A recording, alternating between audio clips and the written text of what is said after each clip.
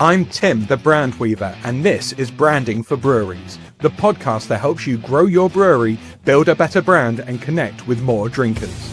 Each week, I'm joined by the brightest minds in the beer world, sharing practical tips to help your brewery stand out and sell more beer. Let's get stuck in. Good morning, 24-hour party people. 'Tis I, Tim the Brand Weaver. You're listening / watching / consuming in one way, shape or another, Branding for Breweries, sponsored by the almighty Charles Barham. God bless that team and them helping me to spread the good word of the show. And today I bring to your earballs, eyeballs, and any other balls that you want to use, Matt from Big Hug Brewery. And we're going to be talking about something spectacular, because Big Hug has always been purpose-driven. But it's only very recently that they've really started to boost and go wider and beyond. And that's thanks to some very snazzy branding that they've done. So that's enough of my jibber jabber. Let's get Matt in, let's have a chat, and let's see what he's got to say about being more than purpose driven.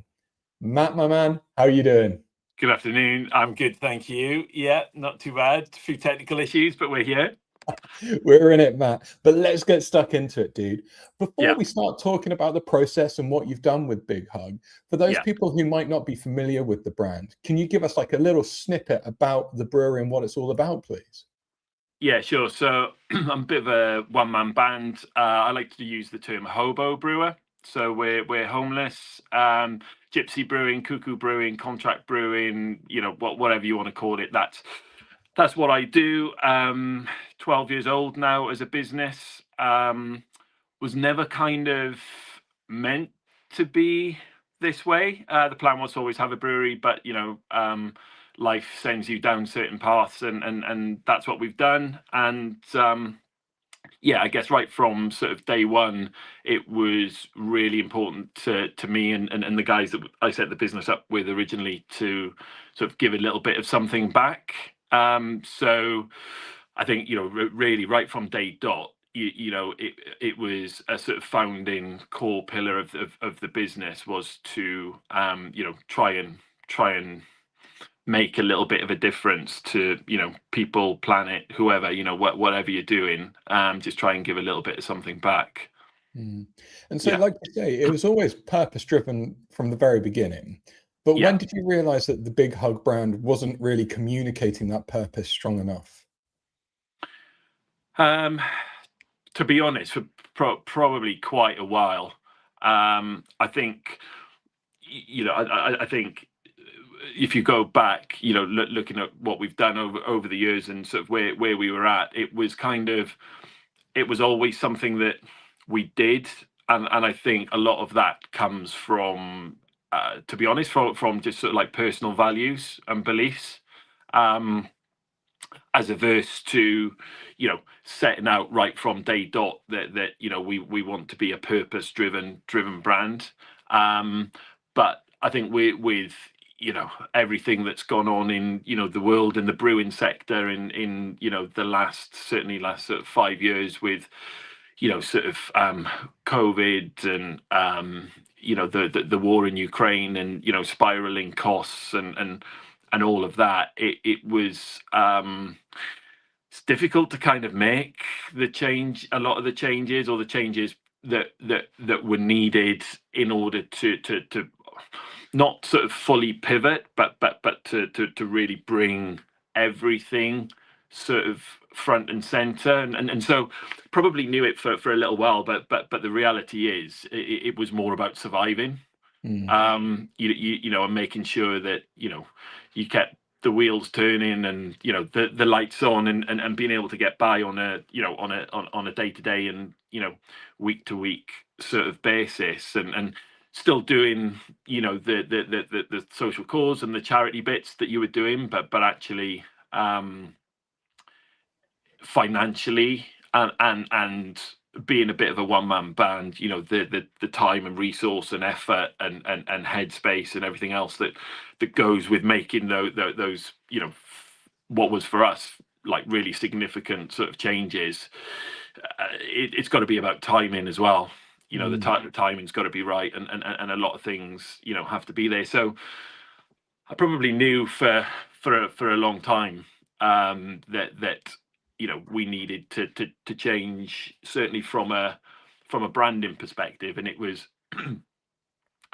I think if you looked at all of our beers individually, like they were all, really good, strong, vibrant, colourful, kind of served their purpose for that individual beer.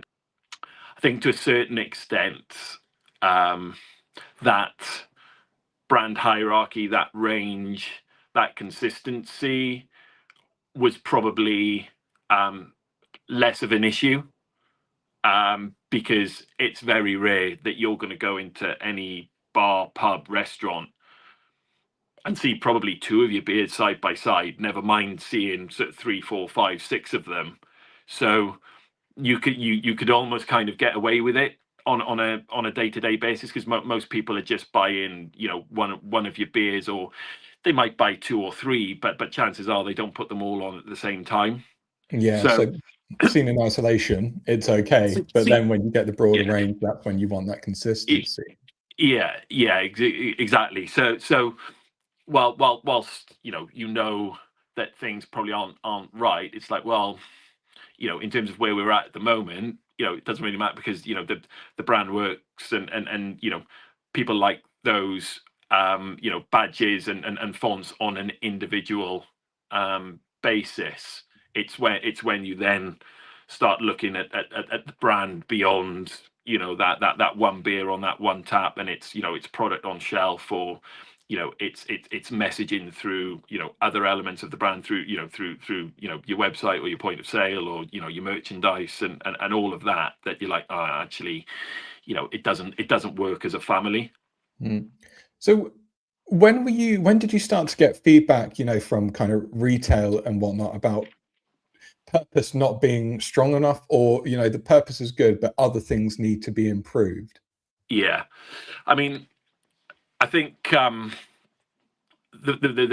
first noticeable one, and I was already in that place anyway, but probably about 3 years ago now, I did like a sort of like meet the buyer event, and effectively 10 minutes elevator pitch with buyers from various sectors, and he's not there at the moment, but Tom's moved on to a different role. But I met Tom, who was the buyer at Sainsbury's at the time, and gave him that that 10-minute pitch. This is us, who we are, it's what we're all about. These are the social causes and the charities that we're working with and supporting, and these are our beers, and he sampled the beers, and he was like, look, Matt, I'm going to be honest. He's like, your liquid's great, really like the beers.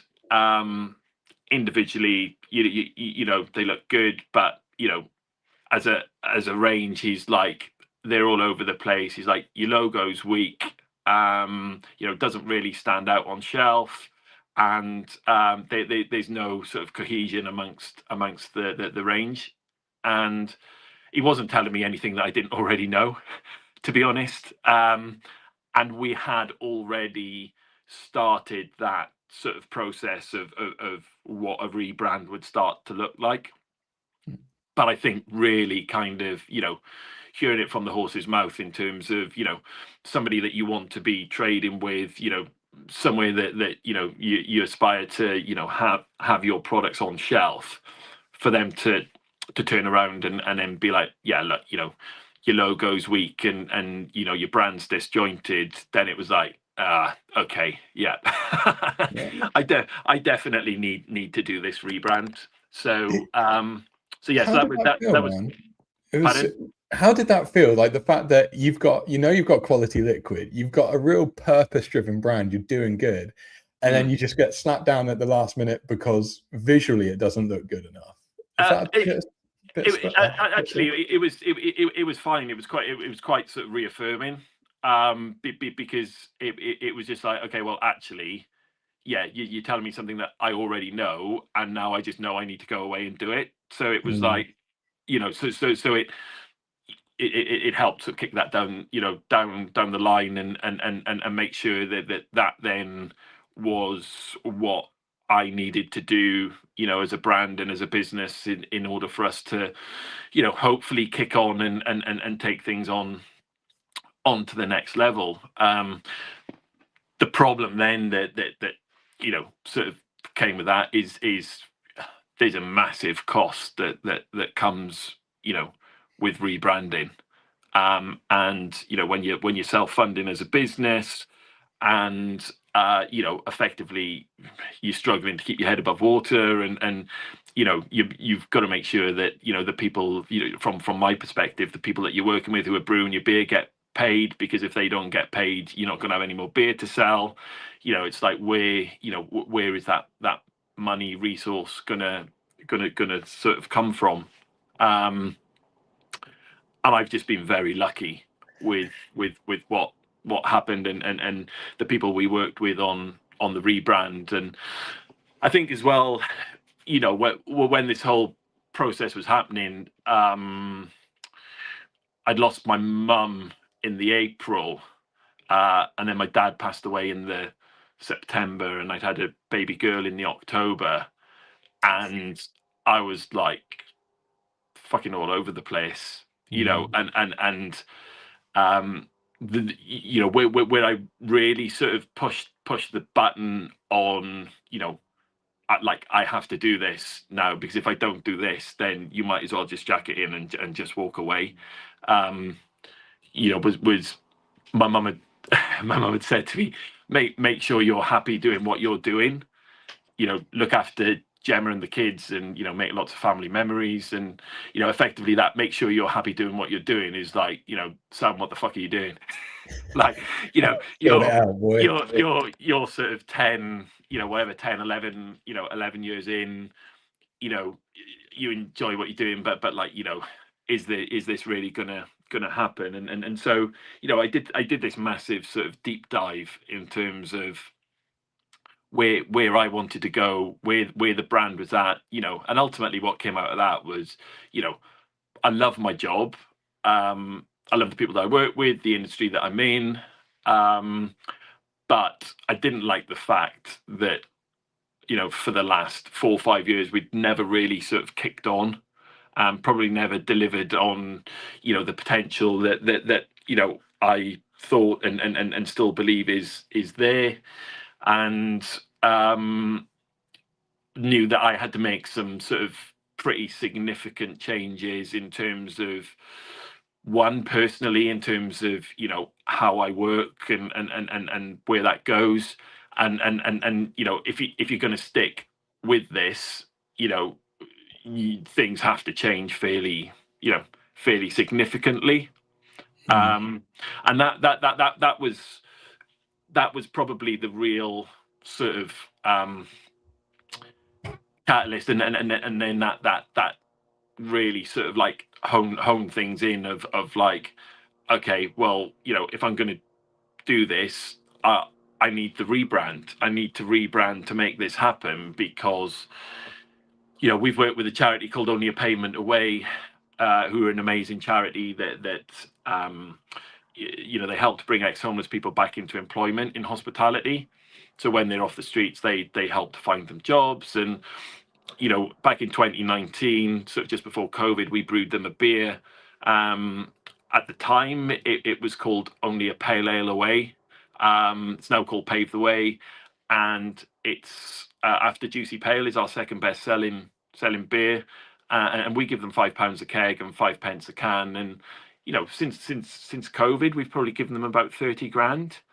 And, you know, one of the things that kind of came out of this deep dive was, and we've worked with other sort of youth homeless charity in Brighton called YMCA Downslink Group, did a similar sort of thing there, produced a beer, you know, gave them 10p a can from a 440 ml and £5 a keg. And you know, right at the very start, you know, supports and gives something back, because otherwise you know, the message is lost and is diluted, and actually won't really allow you to sort of convey that messaging. So I looked at that, and you know, I kind of went back to our roots, and no pun intended, found a company called One Tribe who work to support positive climate action projects in sort of like the UK and around the world, and so what I did then was brought in an element where the beers that weren't charity orientated supported a sustainability initiative, and so it meant that in order to make things sort of tangible, and I think that's a key bit from a consumer perspective, it is tell them, you know, what this beer does. You know, 5 pence from this can helps, you know, fund the cost of a relationship manager. You know, every can sold helps preserve 3 trees. So it becomes relevant for the impact that they're making or having by drinking your beer. And so I partnered with One Tribe, which then led to the element or the purpose of, you know, we support people and planet, because you know, let's be honest, global warming is probably the biggest crisis that we've got right now, and it's only going one way. You know, so for me, you know, having 2 sort of young kids, it was about, well, you know, what can I do to try and minimize our impact through you know, the other way that the business works, through, you know, brewing with other people and removing plastic from our, you know, from our labels and all of that, but also trying to help preserve the rainforest that we've got. So we've made sure that, you know, the donations that we make support the Rainforest Alliance and basically gets donated to them through One Tribe, and they do what they see fit with it. But effectively, what the numbers that they've come back with are every keg that we sell can help them preserve 30 trees, and every can can help them preserve 3 trees. Amazing. So that then, you know, became, you know, the I guess the core sort of messaging. And you know, if you say, well, what are we about now? Well, you know, we're a purpose-driven brand that supports people and planet, because the two ultimately go hand in hand. You know, we support the homeless sector, but people that are getting, you know, displaced by, you know, deforestation in the Amazon, you know, are becoming homeless, you know, and don't know what to do. So for me, you know, the two go sort of hand in hand. And So it's sorry. I'm just curious, because you mentioned earlier on about the consumer and making it kind of tangible for them. So Yeah. when you were going through the rebranding process, like, what changes were you making? Is it as simple as like a reference to it on the front of the can instead of a back, or were there more things that went into the rebrand to make it super clear what each one was doing? So it's when you look at package, to be honest, packaged and keg, it's really difficult to you know, kind of make an impact and get your message across at point of purchase, like on the front of a can, or, you know, on a 8 centimeter sort of tap badge. But what we did, the agency I worked with were great, and I think I called JDO. I think I put them through the ringer a bit, really, because they just weren't used to working with, you know, one man band, you know, sort of guys. You know, they've got corporate clients like you know, sort of Pernod Ricard and Unilever, and, you know, for them to kind of go from you know, working with people like that to me, I think was as much of a shock to the system for them as it was for me. But we came up with, you know, I call it the sort of social stamp. So it was just like a part of the sort of brand assets and the brand hierarchy, which was a set of arms hugging a globe with brewing for better people and planet. And that is just to try and stimulate that element of curiosity, or that snapshot of messaging. And if you then pick our can up off the shelf and turn it around, then everything you need to know is included within those, you know, 120 words on the back of a can.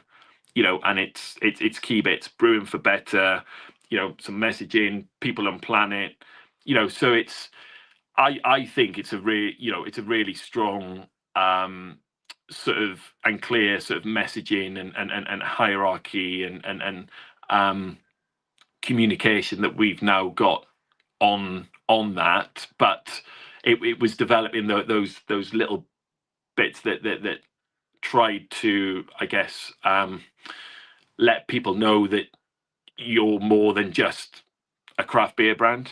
Of course. And Yeah. how did that then apply, outside of the can or the lens? Like, did you go through social updates and website updates and like Yeah. point of sale and stuff? Yeah, 100%, everything. And I think that's key. And to be honest, I still haven't fully got our website fully aligned with everything else. Like it's there, but there's bits that need to come in. But we're making some changes and stuff. But yeah, so I think what the rebrand did was allowed me to have that consistent tone of voice, that consistent messaging, that consistent look. So obviously we've taken on the the tap room now down on the Bermondsey Mall, and if you look at the posters that we've got there, or the brand name, and if you look at our paper beer mats, and if you look at the back of the can, it's all the same. It's the same font, it's the same color, it's the same wording. Yes, some of it might be condensed, but effectively the messaging that's on the beer mat is the same as the messaging that's on the back of the can. And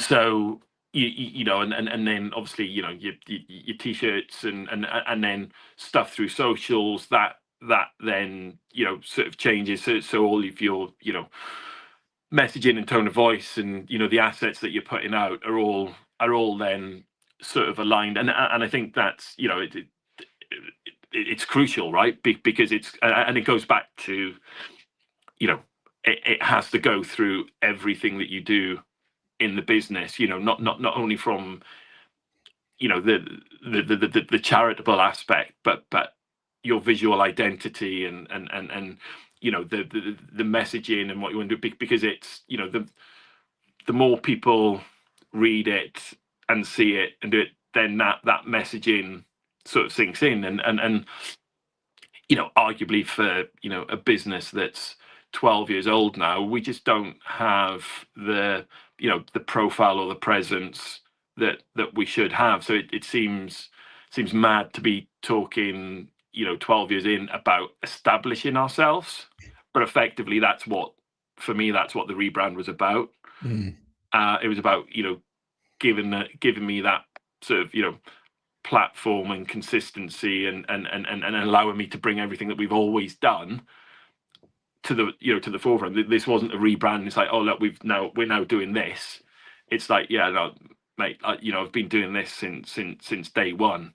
It just ultimately it just wasn't done in the right way, because we were flying by the seat of our pants, and I'd built other people's brands and dreams and whatever for them for 11 years, and then was like, yeah, fuck it, I'm just going to go and do this for myself, without really thinking too much about really want to be a brand with purpose. And it just came from moral sort of values, really. So the rebrand, it happened. You put the team through the ringer, like you said, but you come out the other end really happy. What did that do for conversations with, like wholesalers, retailers? Did it improve the situation? Yeah, 100%. I mean, in April this year, on I think it was like the Sunday on April the 11th or something, we launched into Sainsbury's, and on the Monday we launched into Asda's, and what the rebrand did was allow me to, and I'd already pitched to Asda's as an example, sort of twice before. The time before this was like 4 days after my dad's funeral, and it was just like, I'm not surprised it didn't get listed, because it was just like I wasn't in the right place, the brand wasn't in the right place. But but it's where I wanted to be. You want to remain relevant, you want to remain on the radar, so to speak. But when and Alex, the buyer at the time, there was the first sort of proper sort of pitch that I'd done since we'd only finished the rebrand, probably sort of tail end of August going into September, and I think the pitch was like early October, and I'd basically sent a pre-read through, which was same beer, new look, more purpose.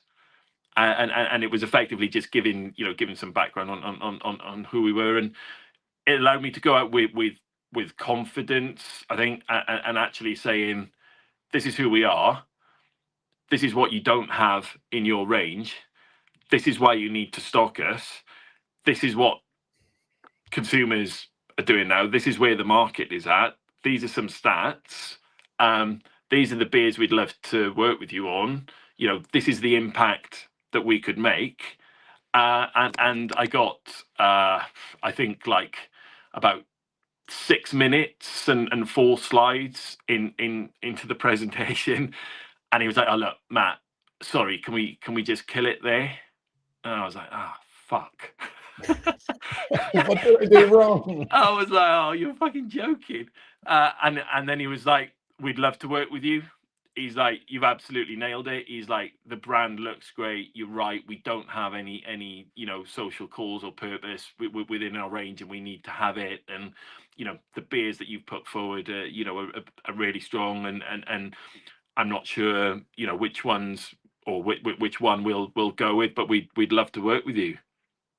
And Amazing. I think at that point, I remember closing my laptop there, and it was literally a fucking high five yourself.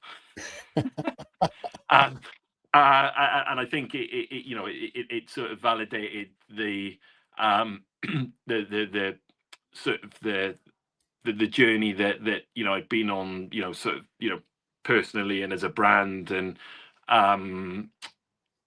the fact that actually to hold those sort of conversations now, and to be able to demonstrate the impact that if you work together with somebody small working together with somebody big, actually great things can sort of happen. But there's a lot of things that have to be in place and come together to be able to sort of do that. And similarly with Tom, who was at Sainsbury's at the time, some people thought I was a bit mad in sort of doing this, but I kind of took him on the journey with the rebrand, and not loads, but probably on about 4 occasions, sent him some stuff in terms of where we were at and the sort of path that we were looking at going down, to get some feedback. And people like, "You man," I'm like, "Well, not really," because I'm like, this is who I want to be working with and trading with. So if they think something I'm doing is shit, then I want to know about that, and I'll address it. At the same time, if they think something is really good and strong, and ultimately there was some stuff I put forward that Tom really liked, and I didn't, and I didn't go with that because ultimately I didn't think it was the right look, and it was a little bit what I thought was a little bit sort of cheesy at the time. And but having and I'm grateful to Tom for engaging and being able to kind of give that sort of feedback, and then the result of that was in April we went in on a 12-week rotation, and tended again for this next rotation. Sainsbury's tend to work that way, that it's sort of 12 weeks, and then they'll sort of review and see how things I guess have performed, or what other beers are out there, and sometimes you stay in and sometimes you come out, but you might then go back in their next range review. And but the fact is, I think that 100% we wouldn't have got those listings without that rebrand, and without us bringing all of our sort of purpose driven element to the front and center. And there's some great other conversations, going on. Virgin Atlantic, yeah, Bid Food, Cisco, urban pubs and bars. There's a lot there, and there's also a lot of people that I want to, that I haven't reached out to. Just because there's a lot of other stuff going on in the background in terms of like brewing wise, and we need to find sort of like a new home now, sort of moving forward. So yeah, it's good, but it now means that everything that we do runs through everything that we do. Yeah. So taking on the tap room, not owning a brewery, it's difficult. It's a bit of a double-edged sword. It's great because your overheads are low. It's only me and sort of like one sort of sales guy, but you lack that provenance. You lack that place for people to discover you and discover your beers, and so you have to work extra hard, to really sort of build that presence and build that profile. And I probably, well, not probably, I did. I failed to, adopt, the strength of social media when sort of Instagram really became a thing. Like I still don't have a personal Instagram account. I'm that guy that I drag myself onto Facebook now and again, but I spend too much time in front of a laptop, and I go on socials, and I'll go down a wormhole, and 45 minutes later I'm like, fuck, like I haven't done, that really important thing that I was supposed to be doing. So right now, work with people to manage our socials and deliver the content, because we have so much more now to be able to put out there. But the tap room element really allows us to bring the brand to life, and it also allows us to make sure, as much as we can, that our values and ethos translates through. So if we bring a guest beer, we have one, maybe two sort of guest lines. They will only go to other brewers with social cause or sustainability. Any of the beers in the fridge, will be the same. So you can find beers from like sort of Queer Brewing and Crumbs and the guys at Tap Social and all of that. So we want to make sure that we're giving a shop window and an opportunity to other brands with purpose. The girls at Pimente, are absolutely killing it. We've got their margarita on tap, but they give 1% of their profits to local farmers in Mexico to help support and develop. So it's about making sure that we're supporting other brands and people that we know, and that do a similar sort of thing, even though it might not be at the forefront of what they do. And our straws are made with agave, so it's about minimizing our impact in terms of our effect on the planet, but also trying to maximize our impact for what we can do to support people. I'm curious, obviously you're growing, you've got the tap room, like you say, you're in Sainsbury's, you've got supermarket growth. Is it quite easy now to hold on to the core values of the brand now you have the rebrand done, or is it quite challenging to like develop this commercially viable growth engine while still having that core value and purpose base? Yeah, no, I think like it's the I don't think it's about necessarily about I think if anything, it becomes easier. It's been the last 5-6 years that have been the most difficult to hold on to those, because the hard reality of it is the money that I give to charity and the small amount of bad debt that we get each year is the difference between me making a profit and not making a profit. Mm-hmm. And we don't get a huge amount of bad debt.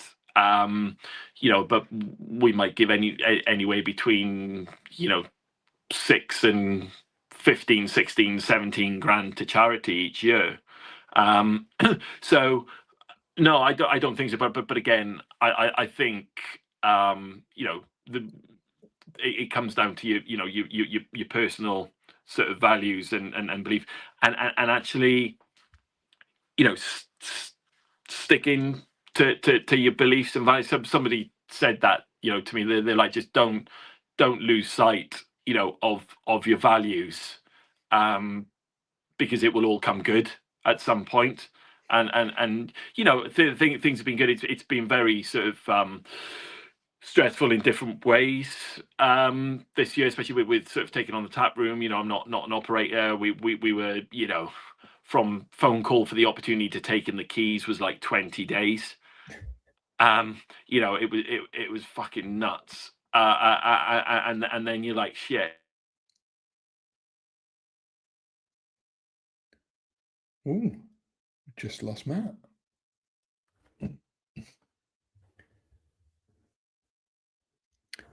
Bear with us whilst we find Matt again.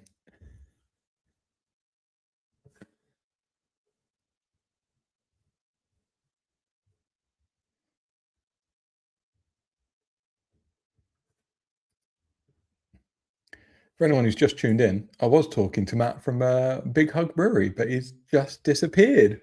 I'm guessing maybe battery problems potentially. We'll find out. Hopefully he's going to be coming back really, really soon.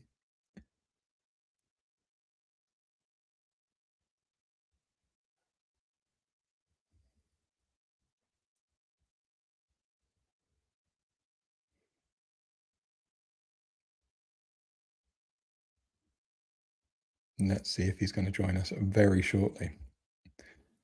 If not, we'll have to pick up the conversation at another point.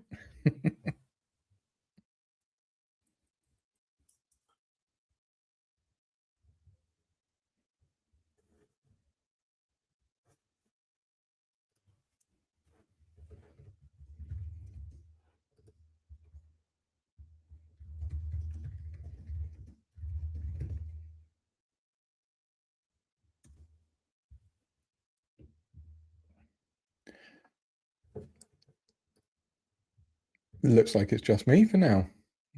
Not to worry. Well, unfortunately, we lost Matt just there, but I am sure we will get him back online at some other point, and we can carry on the conversation about Big Hug Brewery and what he was doing in terms of his purpose-driven brand. Hey, here he comes. Let's see if we can get him back on the stage. Hello, mate. I don't know what happened there. My wife called me and then I just went offline. It's okay, you're back. Yeah, sorry. So we were talking about like holding on to the values now that you're growing, and is it easier or harder than it was before? Yeah, I mean, I don't know how much of that last lot you got, but I think time will tell. But for me, the hard bit has been the last sort of 4 or 5 years when you're not really making any money, and then you're giving X amount away to the charity that effectively is probably the profit that you were going to make this year. So I'd like to think that moving forward as we grow, and as we get bigger, that it actually becomes easier, because we'll have more presence, more volume, more revenue to work with, and yeah, I guess time will tell. True. So Matt, we are coming to the end of this conversation now, as you've just joined us back in again. But Sorry. I suppose, dude, don't stress. What would your advice be to a brewery that's going, yeah, I think we've got like something meaningful here, but the brand isn't communicating it? If you could speak to yourself maybe 10 years ago, what would the advice be that you'd impart? Yeah, I mean, I think if you kind of have to do it, really. I think because if you don't, it's about for me, it's about having that consistency of messaging, which now goes through everything. It goes through our beer mats, our t-shirts, on the website, on the back of the pack, on our keg labels, and if you are that brand with purpose, or that's what the route that you want to go down, then you know, wherever you can, you need to. No, we've lost Matt again. That's hilarious. I'm sure he'll be back in a second.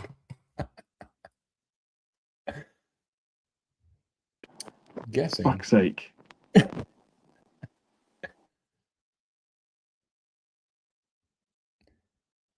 Thanks for bearing with us, guys and girls, if you are listening today. It's quite funny. I'm guessing Matt is dialing in via his phone and he's got a bit of trouble with the connection right now. I'll be back. Sorry. That's okay, dude. Third time's a charm. It's because people are ringing me and I'm like, don't call me. But yeah, I think ultimately, people, you know, it is worth the investment. I think, you know, you probably can't put a price on that if that's really where you want to go and who you are. Nice one, bud. Yeah. Well, Matt, all I can say is thanks for persevering with us today. And sorry. Yes, thank you for having me. No stress. And everyone who's tuned in, listened today or listening in the future, as always, thank you so much. Stay tuned for another amazing episode with guests just like Matt, hopefully with slightly less connection issues moving forward. And we'll see you live again soon on Branding for Breweries. Cheers, Matt. Cheers, everyone. Cheers. Thanks. Bye. That's a wrap on this week's episode of Branding for Breweries. If you got something great from it, hit follow, like, and subscribe on your favorite streaming app. Or even better, leave a review, share it with your brewery pals, or get in touch, because I want to chat to you. Rock on!